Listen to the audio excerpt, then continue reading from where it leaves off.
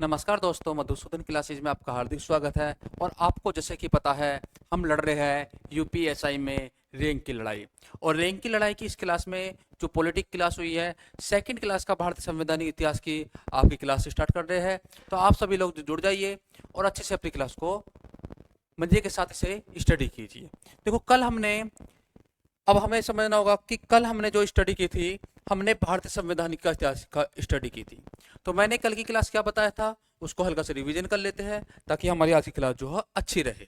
देखो, मैंने बताया था कि भारतीय संविधान का जो विकास हुआ था, वो भारतीय संविधान का विकास दो कैटेगरी के रूप में हुआ था।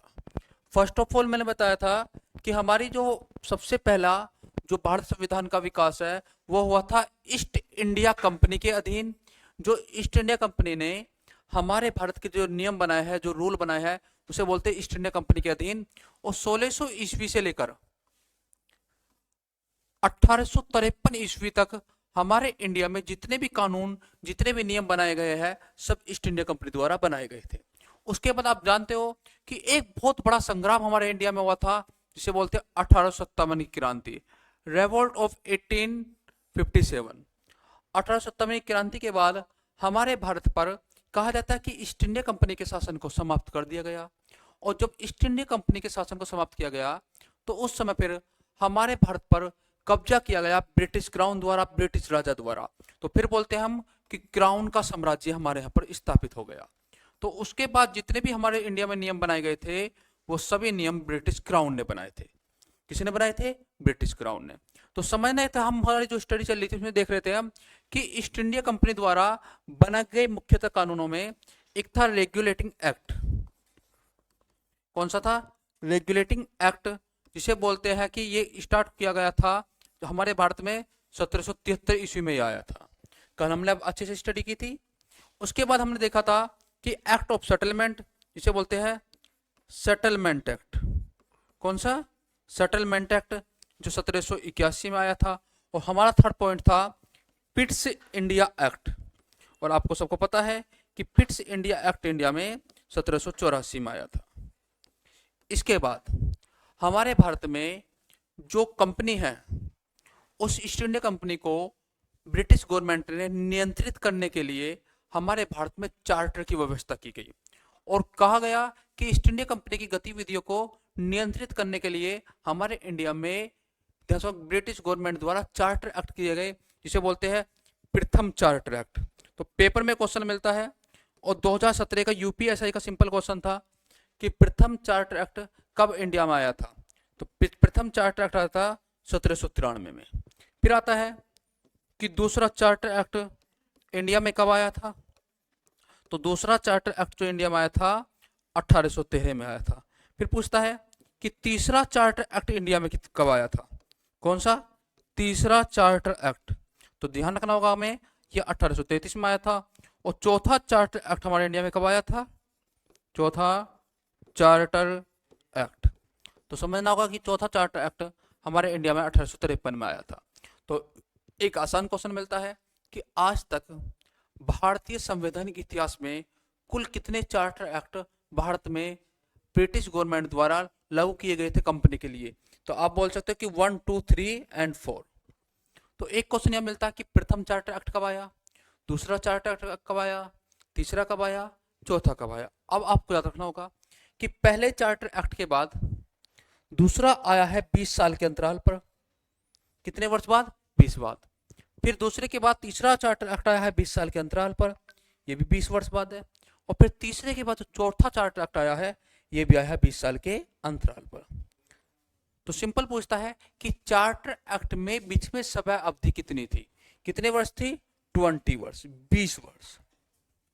तो कल की क्लास में जो हमने स्टडी की थी वो क्या था कि पिट्स इंडिया एक्ट। और आज हमारी जो स्टडी चलेगी प्रथम चार्टर एक्ट से। आज हम शुरुआत करेंगे कि 1793 का जब प्रथम चार्टर एक्ट आया था, तो उस समय क्या बातें की गई थी, हमें कौन कौन से अधिकार देने की बात की गई थी कि हम अपने भारत के लिए या आपके लिए यह कार्य करने वाले हैं।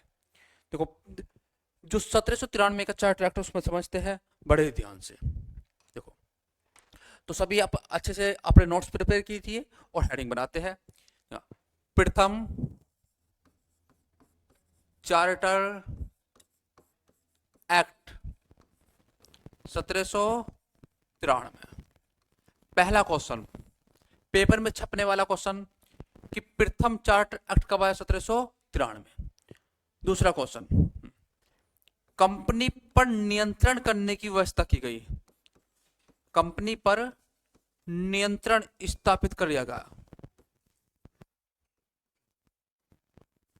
कहा गया कि हम ब्रिटिश ईस्ट इंडिया कंपनी पर नियंत्रण चाहते हैं। और कौन चाहते हैं? ब्रिटिश गवर्नमेंट चाहती थी। ब्रिटिश गवर्नमेंट चाहती थी। दूसरी स्पेशल बात है, इसमें जो बोर्ड ऑफ कंट्रोल है, कौन है? Board of control. मैंने बताया था आपको कि एक संस्था 1774 में 84 में बनी थी। इस संस्था का नाम था board of control. Board of control. और बोर्ड ऑफ कंट्रोल जो है, ये कंपनी पर नियंत्रण रखने के लिए, कंपनी के लिए युद्ध करने के लिए, कंपनी में शांति स्थापित करने के लिए, भारतीय राजाओं से संधि करने के लिए इस संस्था का निर्माण किया गया था। तो ये संस्था जो थी, इस संस्था के जो मेंबर थे वो इंग्लैंड में बैठते थे। कहां बैठते थे? सदस्य इंग्लैंड में रहते थे। सदस्य इंग्लैंड में रहते थे। इंग्लैंड में रहते थे। तो कई बार क्वेश्चन आता बहुत ही आसान सा कि बोर्ड ऑफ कंट्रोल के जो सदस्य थे वो कहां रहते थे? इंग्लैंड में। लेकिन इस अधिनियम में यह बात की गई कि जो उनका वेतन है वो भारत से प्रदान किया जाएगा। कहां से किया जाएगा? प्रदान भारत से किया जाएगा। अर्थात जो भारतीय रेवेन्यू, जो इंडियन रेवेन्यू सिस्टम है, जो भारतीय राजस्व है, जो भारतीय राजस्व विभाग डिपार्टमेंट है, वहां से इनकी वेतन देने की व्यवस्था की गई। तो इसलिए चार्टर एक्ट इंपॉर्टेंट हो जाता है कि भारत में जो पैसा विदेश गया है, भारत में जो पैसा विदेश गया है, उसकी व्यवस्था कहां से शुरुआत हुई। जैसे आपको पता है कि एक व्यक्ति जिनका नाम बोलते हैं हम कि दादा भाई नौरोजी। क्या नाम है? दादा भाई नौरोजी ने जो अपनी पुस्तक लिखी थी the poverty and un British rule of India में जो सिद्धांत दिया था एवल टू एवल, एवल टू एवल या ड्रेन थ्योरी। तो उस ड्रेन थ्योरी का जो प्रथम मार्गदर्शक हमें दिखा है कि वो थ्योरी कहां से बनी है, तो उसका हमें स्पष्ट वो कारण दिखता है कि इस वाले एक्ट में, जिसे बोलते हैं 1793 का प्रथम चार्टर एक्ट, कि भारत से पैसा बाहर कैसे गया।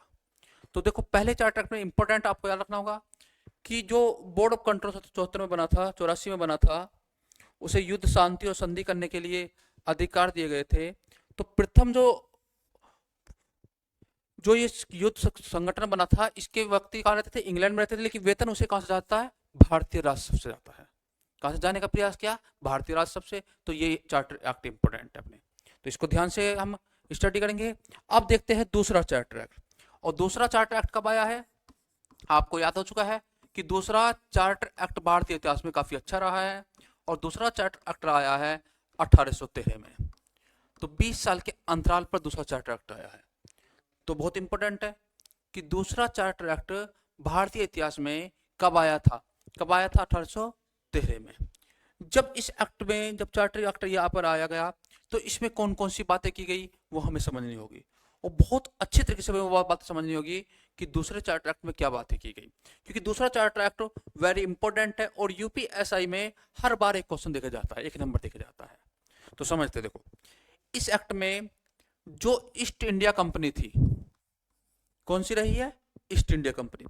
ईस्ट इंडिया कंपनी का व्यापार एकाधिकार, क्या व्यापार एकाधिकार समाप्त किया गया। समाप्त किया गया। देखो, होता क्या था आप समझते हैं बड़े ध्यान से।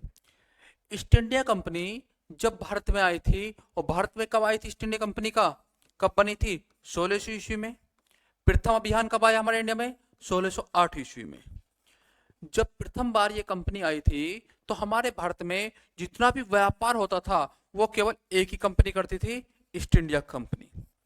जिसकी वजह से ईस्ट इंडिया कंपनी का भारत में आधिकारिक रूप से कब्जा हो गया था। लेकिन ब्रिटिश गवर्नमेंट को लग रहा था कि यदि एक प्राइवेट कंपनी बहुत ज्यादा आगे बढ़ जाएगी तो यह हमारे लिए नुकसानदायक हो सकता है।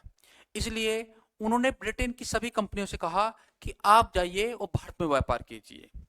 तो पहली बार 1813 के एक्ट में जो ईस्ट इंडिया कंपनी का व्यापार पर एकाधिकार था उसको समाप्त किया गया। किंतु याद रखने वाली बात है, किंतु चाय के व्यापार पर, चाय के व्यापार पर व चीन के साथ व्यापार पर, चीन के साथ व्यापार पर ईस्ट इंडिया कंपनी का एकाधिकार बना रहा, एकाधिकार बना रहा।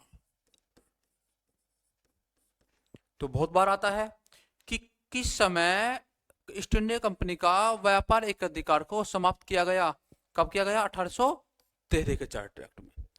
दूसरी जो इंपॉर्टेंट बात है जो हमें समझनी होगी वो बहुत ज्यादा इंपॉर्टेंट है। देखो, ब्रिटिश लोग ये चाहते थे कि भारत वाले जो भी पढ़े वो हमारे फायदे के लिए पढ़े, इसलिए उन्होंने भारतीय लोगों की शिक्षा पर खर्च करने की कुछ बातें की गई। वो चाहते थे कि भारत के लोगों को मानसिक रूप से अंग्रेज बनाया जाए, शारीरिक रूप से वो इंडिया हो, ताकि मानसिक रूप से यदि अंग्रेज रहेंगे तो फायदा उनका रहेगा। इसलिए 1813 की चार्टर एक्ट में भारतीय की शिक्षा पर 1 लाख रुपए, कितने? 1 लाख रुपए प्रति वर्ष खर्च करने की घोषणा की गई, खर्च करने की घोषणा की गई। तो बहुत ज्यादा इंपॉर्टेंट है कि अंग्रेजों ने कर दी गई।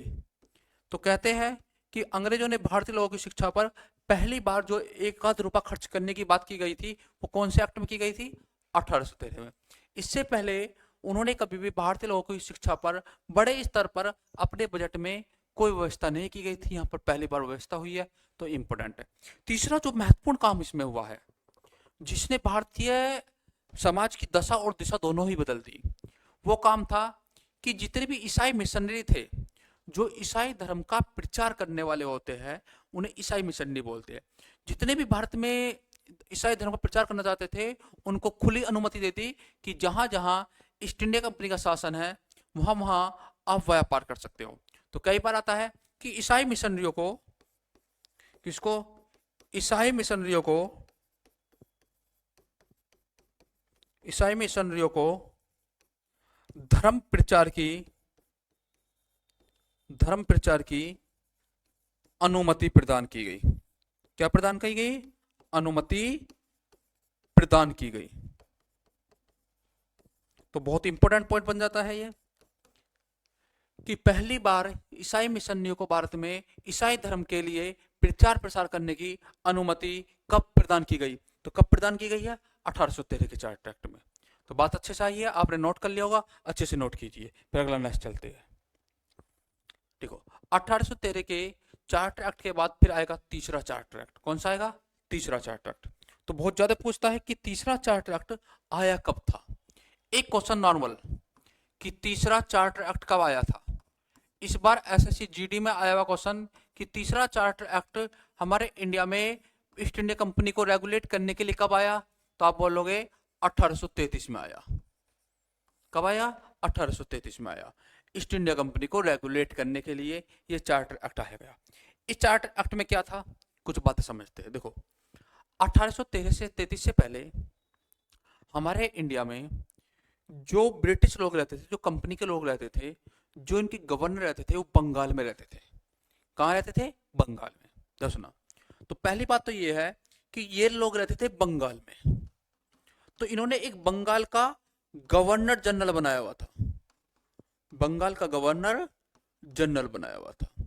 तो 1833 में इन्होंने उसको प्रमोशन करके बोल दिया कि भाई अब तुम बंगाल की गवर्नर जनरल नहीं हो, बंगाल के साथ में अब तुम संपूर्ण भारत को देखोगे। तो बंगाल के गवर्नर जनरल को इन्होंने भारत का गवर्नर जनरल बना दिया, भारत का गवर्नर जनरल। तो बहुत ज्यादा इंपॉर्टेंट क्वेश्चन बन जाता है कि पहली बार भारत का गवर्नर जनरल जो बना है वो 1833 के एक्ट के अनुसार बना है। जो पहले बंगाल का था उसे कहां का बना दिया? भारत का बना दिया। तो वो कौन सा व्यक्ति है जो पहले बंगाल का गवर्नर जनरल था और स्टार्टिंग का ही पहले बार भारत का गवर्नर जनरल बन गया? तो बहुत ज्यादा इंपॉर्टेंट क्वेश्चन है, उसको नाम मत बोलना, उसका नाम है विलियम बेंटिंग।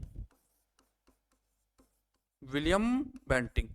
हाँ, वही बेंटिंक जिन्होंने सती प्रथा पर प्रतिबंध लगाने के लिए कानून बनवाए थे। कानून बनवाए थे कि भैया कानून बने, सती प्रथा बेकार चीज होती है।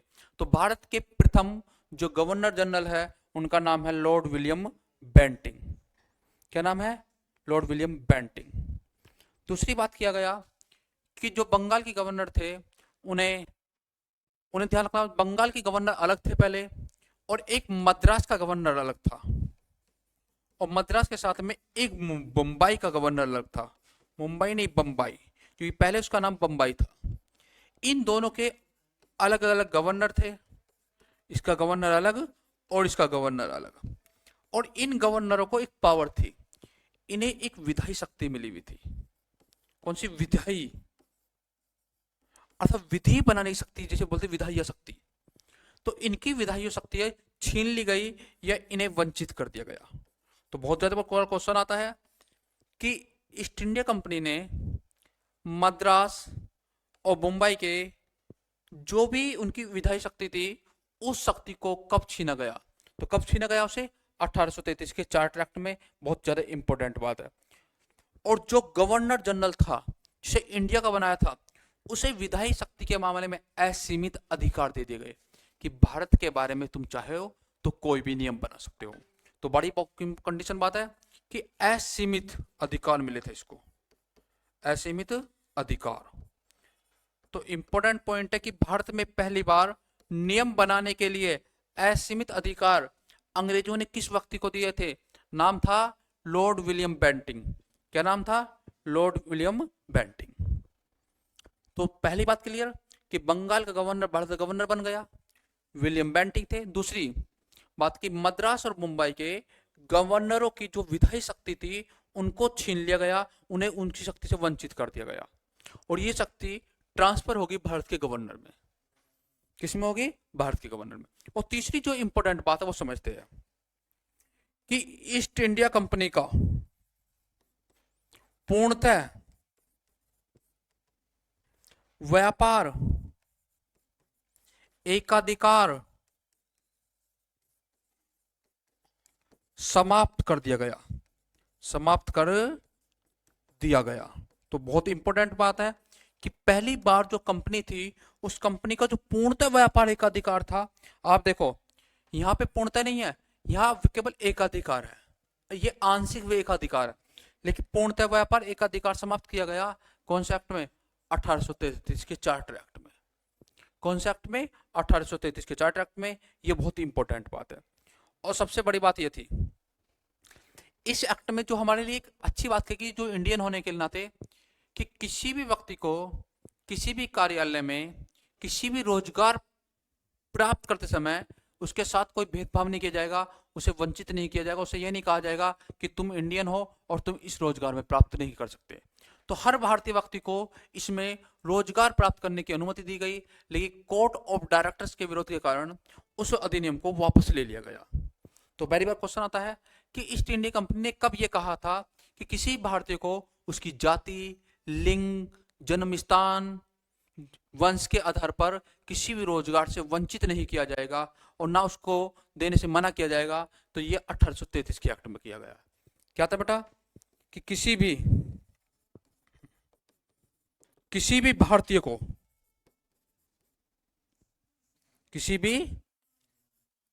तो समझते हैं, किसी भी भारतीय को तो सुना, रोजगार से वंचित नहीं किया जाएगा, रोजगार से वंचित नहीं किया जाएगा, वंचित नहीं किया जाएगा। तो बहुत इंपॉर्टेंट पॉइंट है कि कब यह बोला था कि किसी भी भारतीय को हम कभी भी उसे रोजगार देने से कोई वंचित नहीं करेंगे। यह बोला था 1833 के चार्टर एक्ट में, जो कि बहुत इंपॉर्टेंट है, इसको कभी मत भूलना, बहुत ज्यादा इंपॉर्टेंट है। आगे बात करेंगे कि इसी एक्ट में एक बात और कह दी गई, कोर्ट ऑफ डायरेक्टर्स के कारण ये जो नियम थे वापस ले दिए गए। क्या कर दिए गए? वापस ले दिए गए। 1833 के ये चार्टर एक्ट की खूबियां आप अच्छे से याद रखते हैं। आगे करते हैं तो फिर आता है जिसे बोलते हैं चौथा चार्टर एक्ट। चौथा चार्टर एक्ट तो बहुत इंपॉर्टेंट कि चौथा चार्टर एक्ट कब आया है? सबसे इंपॉर्टेंट बात है कि चौथा चार्ट एक्ट जो है कब आया है, वो आया है 1853 में। पहला कब आया है 1793, दूसरा कब आया है 1813, तीसरा कब आया है 1833 और चौथा चार्ट एक्ट कब आया है 1853 में। इस एक्ट में कुछ ऐसी बातें थी जो बहुत ज़्यादा समझ नहीं होगी हमें, बहुत ज़्यादा इंपॉर्टेंट थी। इसमें यह थी कि सिविल सेवकों की भर्ती के लिए, चयन के लिए, जो सिविल सेवक अधिकारी होते हैं उनकी चयन प्रक्रिया के लिए कहा गया कि खुली भर्ती के आयोजन की बात कही गई कि प्रत्येक व्यक्ति इसमें खुली भर्ती होगी सिविल सेवकों के चयन के लिए। तो ये बहुत इंपॉर्टेंट है और समझना होगा, ये कभी मत भूलना कि सिविल सेवकों के लिए, सिविल सेवक के लिए खुली प्रतियोगिता परीक्षा, खुली प्रतियोगिता परीक्षा कराने की घोषणा की गई, कराने की घोषणा की गई कि हमारे इंडिया में कि अब हर किसी इंडियन को प्रतियोगिता परीक्षा के माध्यम से आईएएस या आईपीएस बनने का पूरा अधिकार प्रदान किया गया। कौन से में किया गया ये सब बातें? 1833 के चार्ट एक्ट में। अगली इंपॉर्टेंट बात है कि इसी में कहा गया, लॉर्ड मैकाले, नाम सुना होगा आपको, अंग्रेजी शिक्षा के जनक बोलते हैं, उन्होंने बोला कि भैया सिविल सेवकों की भर्ती करेंगे तो उसमें अंग्रेजी का हम विशेष ध्यान रखेंगे। किसका ध्यान रखेंगे? अंग्रेजी का विशेष ध्यान रखेंगे। और पहली बार इसी में विधान परिषद में हमारे भारतीयों को प्रतिनिधित्व प्रदान किया गया। तो कई बार क्वेश्चन आता है कि भारतीयों को, किसको? भारतीयों को विधान परिषद में, कहां पर? विधान परिषद में प्रतिनिधित्व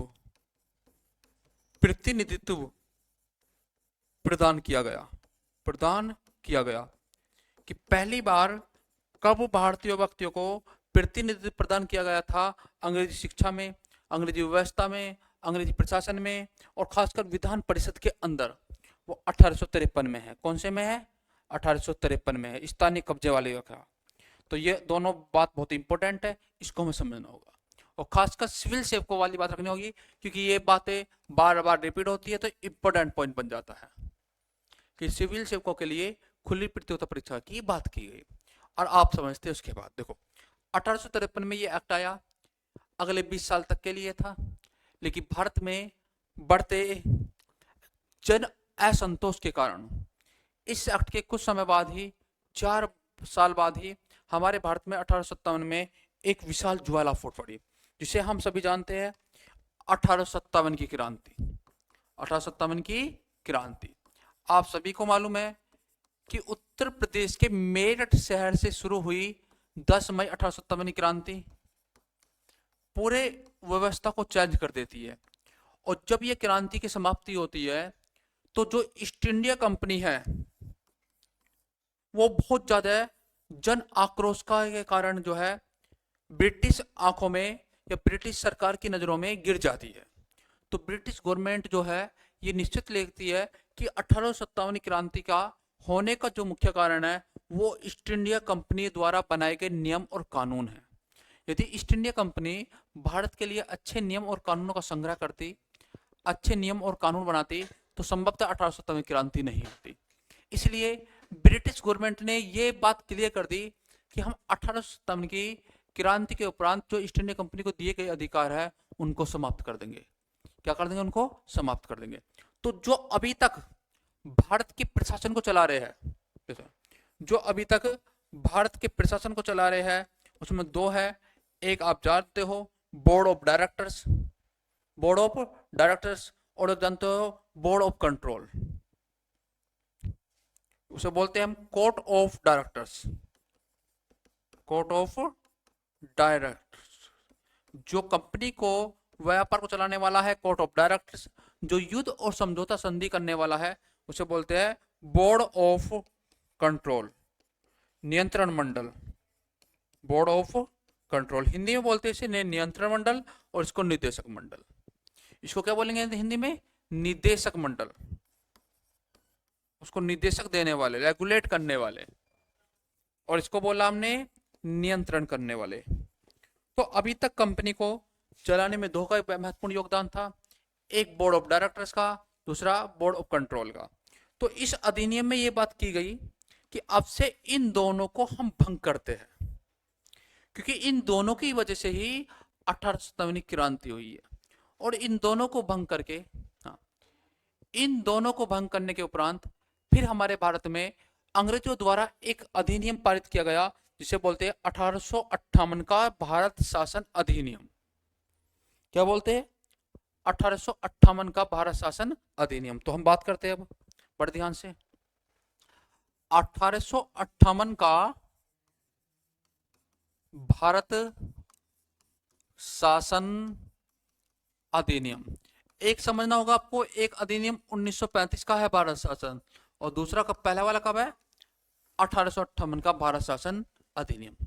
देखो, इस अधिनियम में एक इंपॉर्टेंट बात जो की गई है, जो मैं आपको बोल चुका हूं, बहुत महत्वपूर्ण है, कि बोर्ड ऑफ डायरेक्टर्स या board of control and court of directors को भंग कर दिया गया। क्या कर दिया गया? भंग कर दिया गया। इन दोनों का मामला समाप्त कर दिया कि तुम दोनों की वजह से ही 1857 क्रांति हुई है। अगर तुम दोनों सही प्रकार से नियमों को इंप्लीमेंट करते, अच्छे नियम बनाते, तो संभवतः यह क्रांति ना हो चुकी होती। और इनके स्थान पर अब भारत के शासन को कौन चलाए? तो भारत के शासन को चलाने के लिए एक नया पद का सृजन किया गया। नया पद सर्जित किया गया, नई संस्था बनाई गई, जिसका नाम रखा गया भारत सचिव प्लस उसकी परिषद। उसकी परिषद में 15 मेंबर रखे गए, और इस प्रकार से एक नई संस्था आ रही है अब निकल के, भारत सचिव और उसकी परिषद। अर्थात ईस्ट इंडिया कंपनी को व्यापार को समाप्त करने के बाद ब्रिटिश क्राउन द्वारा जो भारत सचिव था, ये दूसरा सबसे महत्वपूर्ण पद आ रहा है। कौन सा? भारत सचिव। बड़ा इंपॉर्टेंट बात है। तो इसलिए इस व्यवस्था में इन दोनों को खत्म किया गया, एक नया पद बनाया गया, तो भारत को अच्छा शासन देने वाला अधिनियम यह बन गया। तो कई बार क्वेश्चन आता है कि भारत को अच्छा शासन देने वाला प्रथम अधिनियम कौन सा था? तो समझना होगा कि भारत को अच्छा शासन देने वाला, अच्छा शासन प्रदान करने वाला अधिनियम। तो कई बार क्वेश्चन आया हुआ है, और आपको समझना होगा, ज्यादा तरफ नहीं जाएंगे। 2021 के यूपी पुलिस की एसआई की सेटों में, कम 5 सेटों में मिला था ये क्वेश्चन कि भारत को अच्छा शासन प्रदान करने वाला जो अधिनियम है वो कौन सा था। तो आप बोल सकते हो कि 1858 का जो नियम है वो भारत को अच्छा शासन प्रदान करने वाला था। अब समझ देखो, जब इन दोनों को भंग किया गया, तो इनको दोनों को भंग करने में जो एक महारानी थी, उनका नाम रखना महारानी विक्टोरिया का सबसे अधिक योगदान था। किसका था? महारानी विक्टोरिया का। इसलिए हमने विक्टोरिया को उस समय माना कि महारानी विक्टोरिया काफी अच्छी, जैसे आप समझोगे विक्टोरिया इंटरनेशनल पार्क हो गया, विक्टोरिया मैदान हो गया, तो विक्टोरिया को काफी हमने उस समय आदर और सम्मान से देखा कि उन्होंने भारत को अच्छा लिया। लेकिन इस व्यवस्था से भारत के आंतरिक मामलों में कोई भी सुधार नहीं आया, क्योंकि ये एक तरीके से ब्रिटेन में बैठे हुए लोगों की एक संस्था थी जिसमें भारत सचिव होते थे। भारत सचिव का हमारे भारतीय प्रशासन पर पूर्णतः नियंत्रण हो स्थापित हो गया। किस पर? भारत प्रशासन पूर्णतः नियंत्रण। क्वेश्चन आता है कि भारत प्रशासन पर, भारत शासन पर या भारत प्रशासन पर पूर्णतः नियंत्रण किसका हुआ था? पूर्णतः नियंत्रण। तो समझना इंपॉर्टेंट पॉइंट है, यूपीएससी में ही क्वेश्चन आया था कि भारत शासन पर, जो भारत का प्रशासन है, उस पर पूर्णतः नियंत्रण 1818 के अनुसार किसका हुआ था? तो जो भी उस समय का भारत सचिव होगा, कौन होगा? भारत सचिव। क्योंकि यही एक व्यक्ति है जो ब्रिटिश राजा के बाद दूसरा सबसे ताकतवर था अंग्रेज साम्राज्य में। जैसे आपने सुना होगा मार्ले मिंटो सुधार, मोंटेग्यू चैम्सफोर्ड सुधार, तो मोंटेग्यू भारत सचिव था, मार्ले भारत सचिव था। तो भारत सचिव जो था एक सर्वाधिक प्रतिष्ठित पद था हमारे इंडिया में जिस समय ब्रिटिश राज था। तो महारानी के बाद दूसरा था भारत सचिव, और उसकी परिषद ही हमारे भारत के प्रशासन के बारे में संपूर्ण नियम बनाते थे। तो इसको समझना। लेकिन इससे भारत की जो आंतरिक व्यवस्था है उसमें कोई सुधार नहीं आया, और जब कोई सुधार नहीं आया तो हमने कहा कि हमारी आंतरिक परिस्थिति में कोई सुधार नहीं है तो आप जाइए, हमें आपकी कोई रिक्वायरमेंट नहीं है। लेकिन कहते हैं कि इसकी परिषद पर भी कहते हैं कि ये पूर्णतः स्वतंत्र नहीं था, इसकी परिषद पे भी ब्रिटेन के अंदर केस किया जा सकता था कि ये भी यदि कोई गलती करेगा तो प्रीवियस काउंसिल, प्रीवियस काउंसिल का मतलब हो गया कि सुप्रीम कोर्ट जो है लंदन का, और सुप्रीम कोर्ट भी है वो प्रीवियस काउंसिल है जिसके अध्यक्ष राजा होते थे, उसके अधीन में काम करते थे। तो इस परिषद के खिलाफ प्रीवियस काउंसिल में अपील की जा सकती थी। कहां पे अपील की जा सकती थी? प्रीवियस काउंसिल में। तो समझना आप 1858 के अधिनियम को क्या बोलते हैं? भारत को अच्छा शासन प्रदान करने वाला अधिनियम। भारत सचिव और उसकी परिषद बनाई गई। विक्टोरिया जो है उस समय की रानी, उन्होंने बनाया था। और उस समय जो गवर्नर थे, कौन थे? गवर्नर जनरल थे। उन गवर्नर जनरल को एक नया नाम दिया गया और उन्हें बोला गया वायसराय। तो भारत के प्रथम वायसराय कौन थे? आप मुझे सभी बताएंगे कमेंट बॉक्स में जल्दी स्पीड से। और क्या नाम था उसका? Lord Canning. क्या नाम था? लॉर्ड कैनिंग उनका नाम था। तो हमें कभी नहीं बोलना लॉर्ड कैनिंग। तो ये भारत के प्रशासन में सुधार करने के लिए बनाया गया नियम था जो हमें बहुत ही इंपॉर्टेंट समझना है। अब आगे बात करते हैं, ठीक है? तो आप अच्छे से नोट कर लेना। नेक्स्ट चलते हैं। तो नेक्स्ट चलते हैं तो समझना होगा हमें। हम बात करेंगे फिर 1861 का, जिसे 1861 और 62 में इंप्लीमेंट किया गया था, इसे बोलते हैं भारत परिषद अधिनियम। 1861 का भारत परिषद अधिनियम। और भारत परिषद अधिनियम को इंग्लिश में बोलते हैं इंडियन काउंसिल एक्ट। क्या बोलते हैं? Indian council act. तो इंडियन काउंसिल एक्ट हमारे इंडिया में 1861 में आया है। कब आया है? 1861 में। देखो इस एक्ट में क्या स्पेशल बात है वो समझते हैं। पहली स्पेशल बात देखो, अभी तक हमारे भारत के बारे में जो भी कानून बनाए जा रहे थे वो सब ब्रिटिश गवर्नमेंट बना रही थी। कौन बना रही थी? ब्रिटिश गवर्नमेंट बना रही थी। तो इस अधिनियम में एक आ गया कि विधि निर्माण प्रक्रिया में, विधि निर्माण प्रक्रिया में, विधि निर्माण प्रक्रिया में क्या हुआ बताना आपको, बताना। विधि निर्माण प्रक्रिया भारतीयों को शामिल किया गया, भारतीयों को शामिल किया गया, शामिल किया गया। तो बहुत इंपॉर्टेंट बात है कि किस अधिनियम में पहली बार भारतीयों को शामिल किया गया था कि तुम भी नियम और कानून बना सकते हो। क्या नाम था? 1861 का भारत परिषद अधिनियम। दूसरी बात, कौन कौन वो, देखो कौन कौन वो भारतीय थे जिनको शामिल किया गया था। वो थे बनारस के राजा, पटियाला के राजा, सर दिनकर राय। कौन कौन तीन व्यक्ति थे समझना। बनारस के राजा, बनारस के महाराजा लिख लेते हैं हम, तो समझना बनारस के राजा। कहां के? बनारस, वाराणसी, बनारस के राजा। दूसरे महत्वपूर्ण थे पटियाला के राजा, पटियाला के राजा। और तीसरे थे सर दिनकर राव, सर दिनकर राव।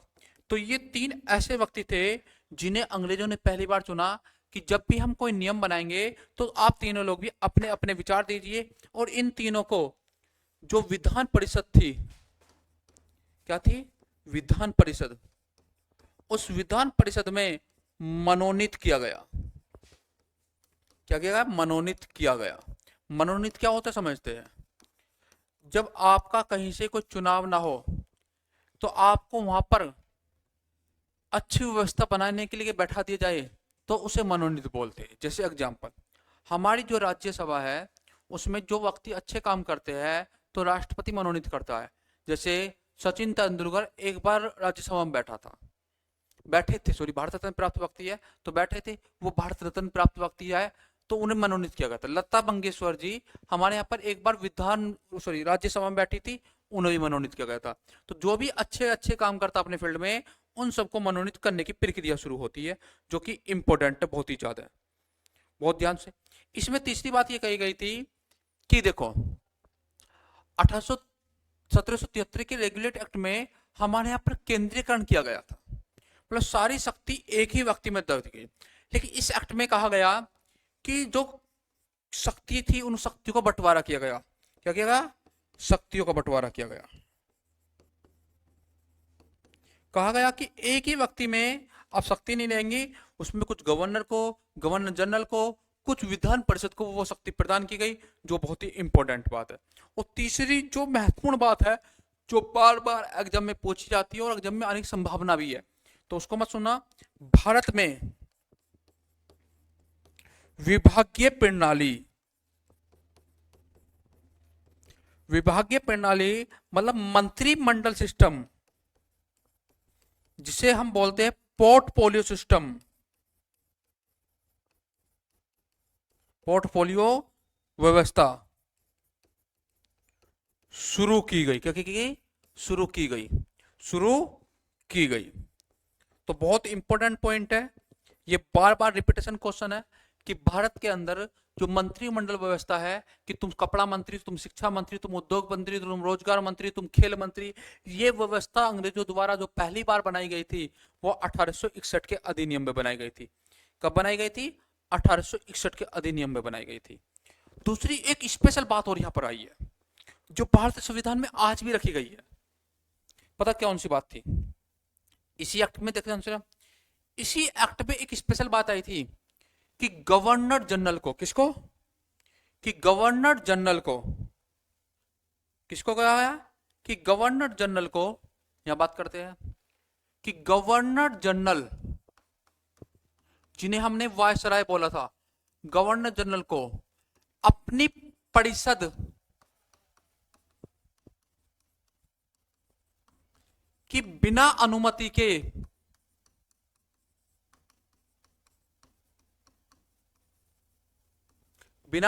के अध्यादेश लाने की सत्ता दी गई।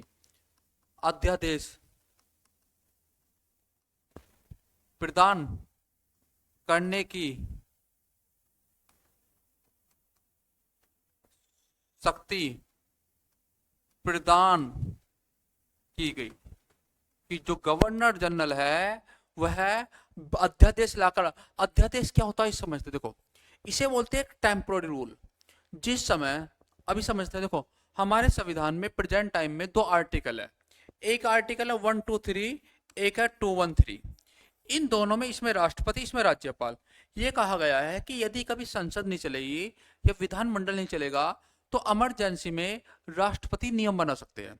तो इमरजेंसी में जो नियम बनाए जाते हैं उसी को बोलते हैं अध्यादेश।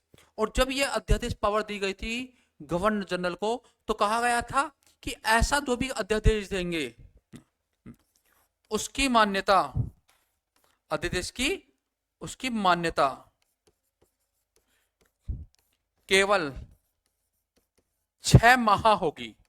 मतलब जो भी नियम बनाया है वो केवल 6 महीने तक वैलिड होगा, और 6 महीने के बाद वो जो नियम है वो वैलिड नहीं होगा। तो बहुत इंपॉर्टेंट बात है, कितने नियम तक होगा? 6 महीने तक। 6 महीने के बाद वो नियम लागू नहीं होगा। तो कुछ क्या पढ़ा हमने?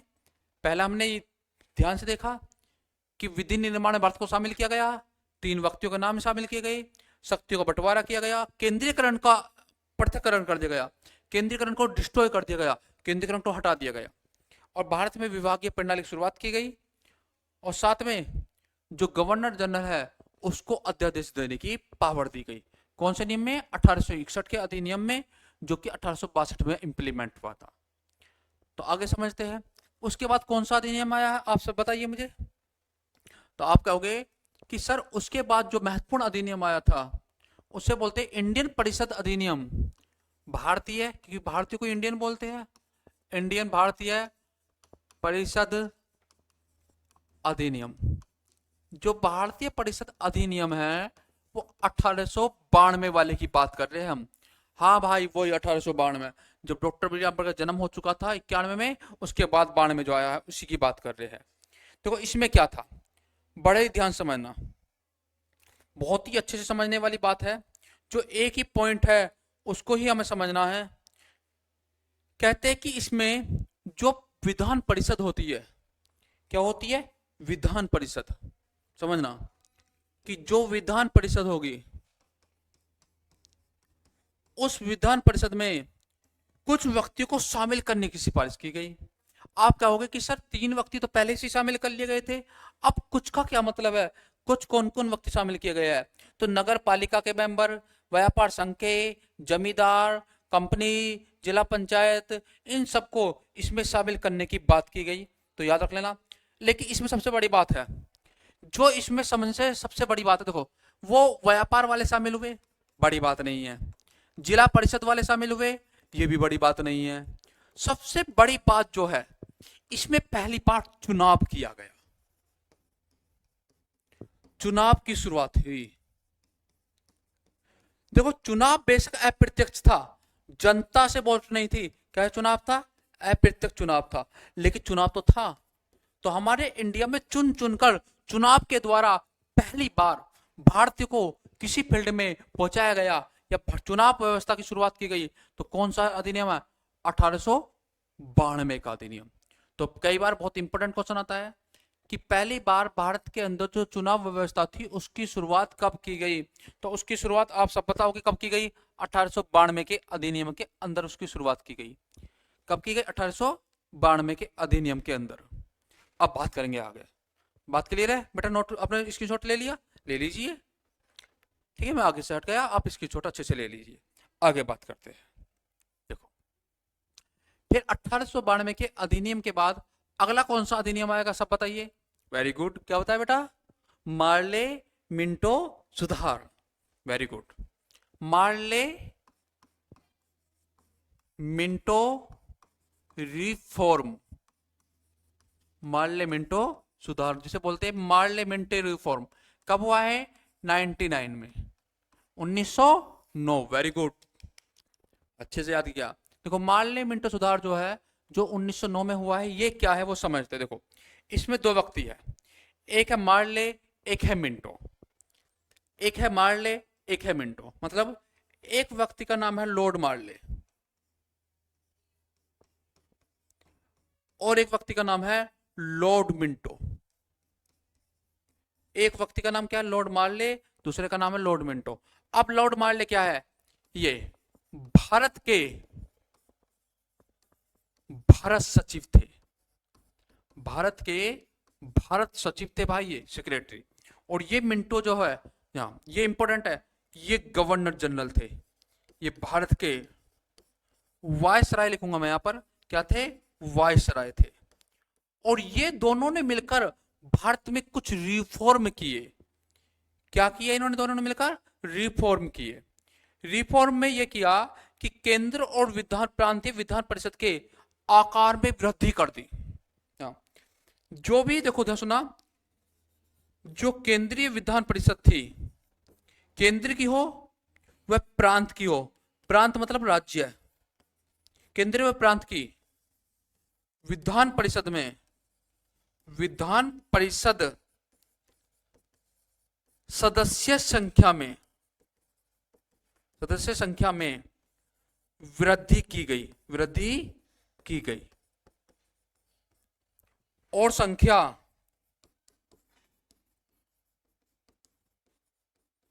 16 से बढ़ाकर 60 कर दी गई। तो इंपॉर्टेंट बात है कि संख्या 16 से बढ़ाकर 60 जो की गई थी विधान परिषद में, बहुत बड़ा अंतर है बेटा। ये 16 से 60 देख रहे हो कितना बड़ा अंतर है। अभी तो 16 है, तो ये किया गया है 1909 के अधिनियम में, बहुत ज्यादा इंपॉर्टेंट।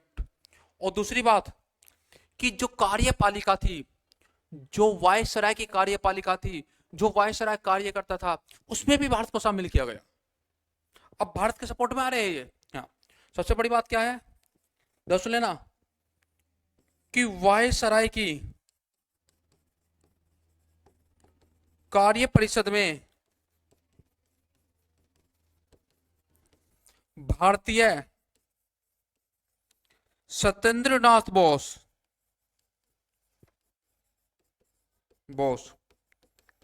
को शामिल किया गया। अभी ये समझते हैं कि ये है क्या मैटर। देखो, मोदी जी की सरकार है। अब मोदी जी की सरकार में यदि अखिलेश यादव कोई मंत्री बनाता है तो इसका मतलब क्या है कि अखिलेश की पार्टी जो है मोदी के साथ मिल गई, या फिर मोदी जी ने अखिलेश को मंत्री बनाया है तो अखिलेश की मोदी जी से कुछ ना कुछ बात अंदर ही अंदर हो गई। तो इसी प्रकार से जो वायसराय की कार्यपालिका है, जो देश में सारा काम करेगी, उसके अंदर एक भारतीय सत्येंद्र नाथ बोस को यदि स्थान दिया गया है तो ये बहुत बड़ी बात है। और सबसे बड़ी बात है, स्थान देके उन्हें विधि सदस्य नियुक्त किया गया। विधि सदस्य कि कानून के भैया तुम जानकार हो, विधि सदस्य शामिल किया गया। बाकायदा विधि बनाने के लिए शामिल किया गया, बाकायदा उन्हें कानून बनाने के शामिल किया गया, जो अपने आप में बहुत बड़ी बात है। किसके लिए शामिल किया गया? विधि बनाने के लिए, कानून बनाने के लिए।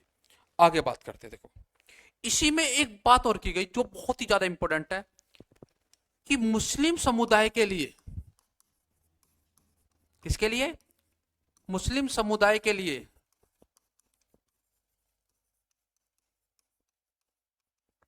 पृथक निर्वाचन प्रणाली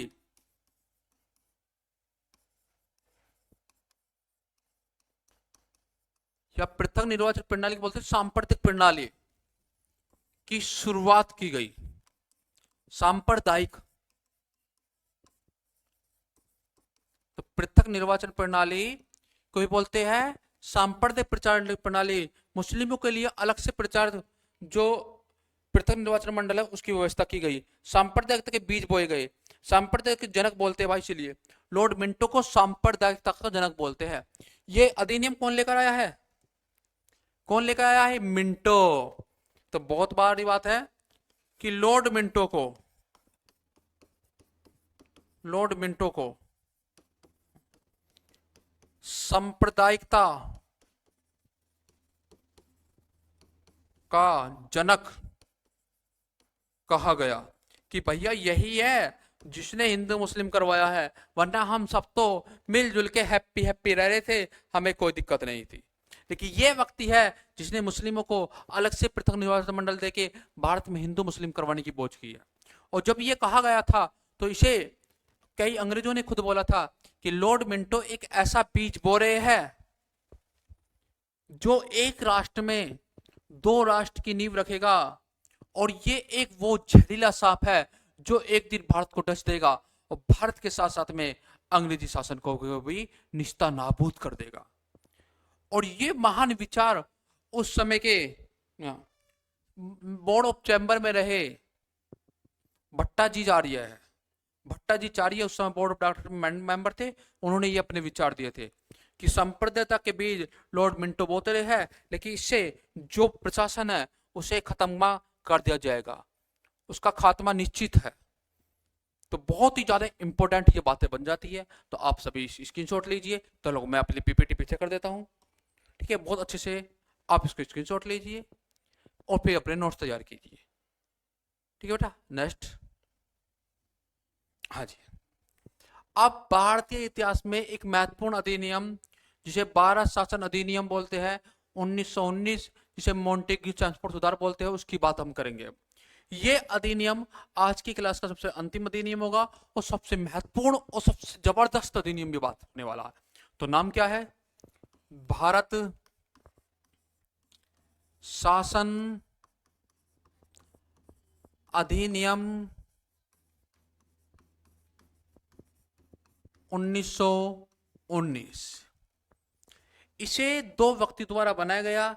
उन दो व्यक्ति द्वारा बनाया गया, इसका नाम रखा गया इसलिए मॉन्टेग्यू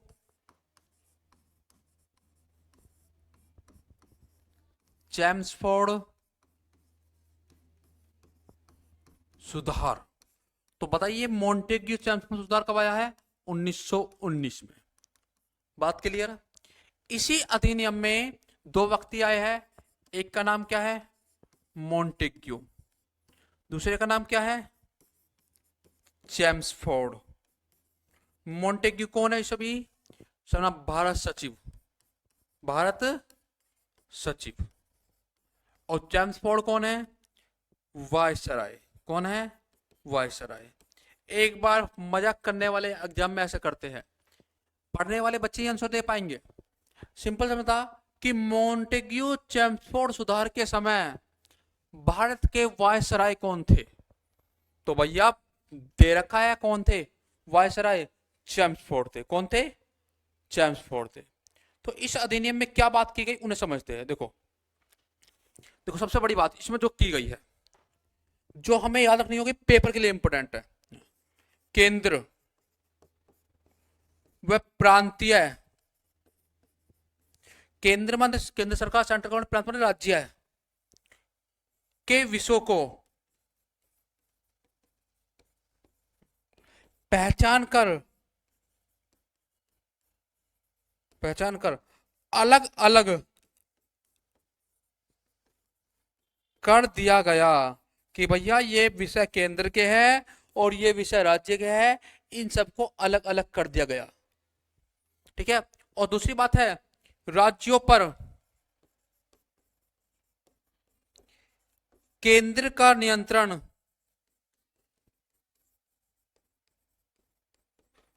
कम कर दिया गया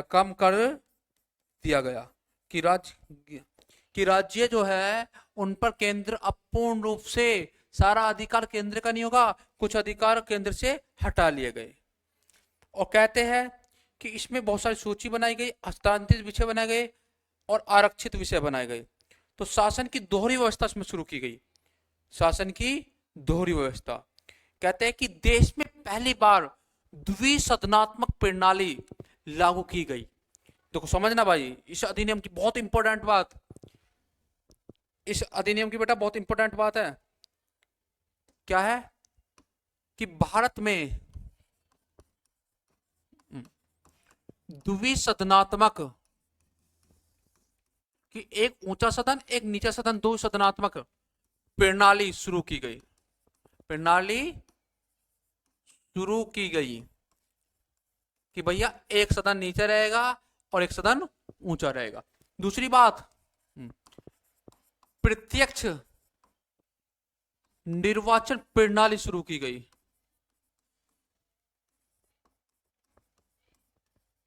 कि डायरेक्टली जनता वोट डालेगी और कोई व्यक्ति चुना जाएगा। तीसरी इंपॉर्टेंट बात, महिलाओं को पहली बार वोट डालने का अधिकार दिया गया। वोट डालने का अधिकार दिया गया। तो इंपॉर्टेंट है कि पहली बार महिलाओं को वोट डालने का अधिकार कौन से नियम में आया था? तो कौन सा नियम पढ़ रहे हैं? 1919 का अधिनियम। चौथा इंपॉर्टेंट पॉइंट, सांप्रदायिक व्यवस्था का विस्तार करके उसमें, देखो मुस्लिम तो पहले से ही थे, उसमें मुस्लिमों के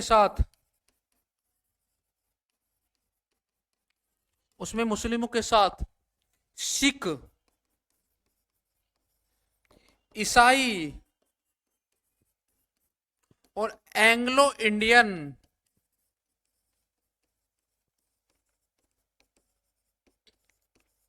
को शामिल किया गया।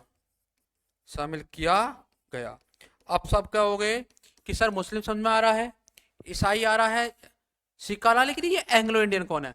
बेटा जिनके पापा अंग्रेज, मम्मी इंडियन, उनका जो न्यू प्रोडक्ट लॉन्च हुआ है वो बच्चा रहा एंग्लो इंडियन। तो एंग्लो इंडियन को लिए भी हमारे यहाँ पर बहुत ज्यादा ध्यान रखने वाली बात है। इसे बहुत सेवा हमने देने का प्रयास किया था कि भाई चल भाई तू भी हमारे इंडिया का ही है। आदत है 50% उस समय, लेकिन अब तो 100% है, नागरिकता मिल चुकी है। और जो व्यक्ति नागरिकता हमारे देश में प्राप्त कर लेता है वो व्यक्ति कहीं का भी हो, वो हमारे देश का होता है, हमारा भाई होता है। 1919 के अधिनियम में एक बात और थी जो इंपॉर्टेंट है कि लोक सेवा आयोग, कौन सा है? लोक सेवा आयोग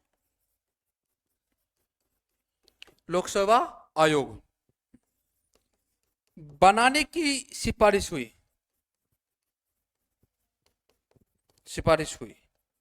और ध्यान रखना, और 1926 में ये बना भी हमारे भारत में लोक सेवा आयोग। तो कई बार आता है कि लोक सेवा आयोग कब बना? 26वें। और केंद्रीय बजट को राज्य बजट से अलग कर दिया गया। इसमें बड़ी बात ये थी इसी अधिनियम में कि केंद्र के बजट को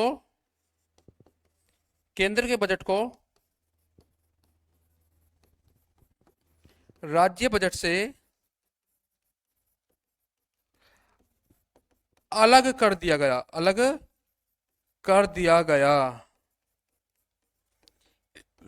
कि भैया केंद्र का बजट अलग होगा और राज्यों का बजट अलग होगा, ये व्यवस्था कर दी गई।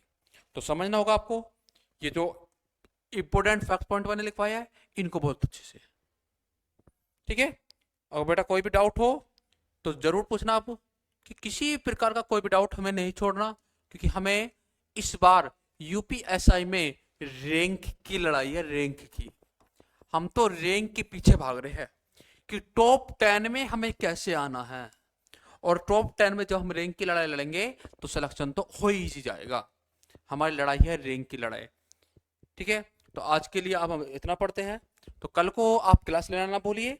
अपनी जो क्लास है टाइम से अपनी क्लास चलती है बिल्कुल प्रॉपर, ठीक है। और कल अपनी क्लास का जो अगला टॉपिक है, नेक्स्ट क्लास का जो टॉपिक है उसको लेते हैं। उस नेक्स्ट क्लास का जो टॉपिक रहेगा वो रहेगा 1935 का अधिनियम और संविधान सभा। तो इस बात को हम समझते हैं। तो थैंक यू, धन्यवाद।